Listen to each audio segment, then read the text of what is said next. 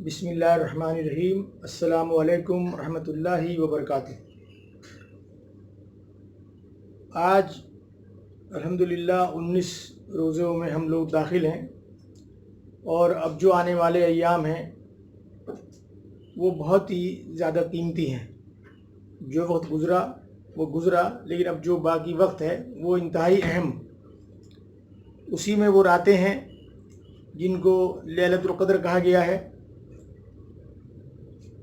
और वही रात है जिसमें अल्लाह तबारक ताला ने आसमान दुनिया पर पूरा कुरान एक रात में नाजिल किया। वो रात कौन सी है? वो 21, 23, 25, 27 और 29 ये रातें हैं वो।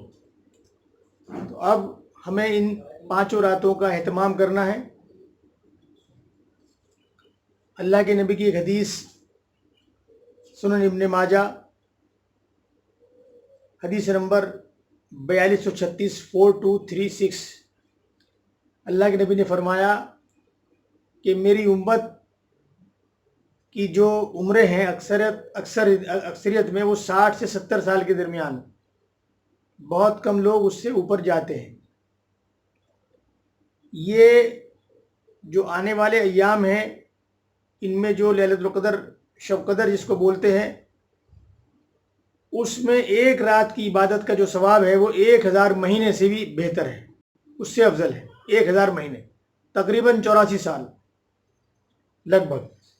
तो अब आप देखिए कि इंसान की जो हमारी जो उम्रें हैं वो 60-70 साल की या उससे ऊपर, एवरेज जो है वो 60-70 साल का है। हदीस मौजूद है अल्लाह के नबी सल्लल्लाहु अलैहि वसल्लम की।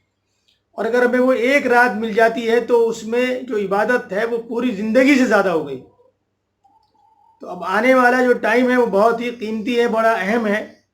हमें अपने आप को उसके लिए तैयार करना है ताकि हम उन पांचों रातों में से का एहतमाम करें और हमें वो रात मिल जाए जिसको शब क़द्र कहा जाता है। जिसको भी वो रात मिल जाएगी तो जाहिर बात है उसकी ज़िंदगी भर से ज़्यादा का मसला उसका पूरा हो गया, उसकी इबादत का सवाब उसको मिल जाएगा। अल्लाह ताला हमें साबित कदम रखे और हमें आने वाले अय्याम की कदरदानी की तौफीक अता फरमाए। अस्सलामु अलैकुम रहमतुल्लाहि वबरकातुहू। हमारे इसको वीडियो को आप ज़्यादा से ज़्यादा शेयर करें ताकि ये बात लोगों तक पहुँच जाए। चैनल को सब्सक्राइब भी करें, लाइक भी करें। जज़ाकल्लाह खैरा। अस्सलामु अलैकुम रहमतुल्लाहि वबरकातुहू।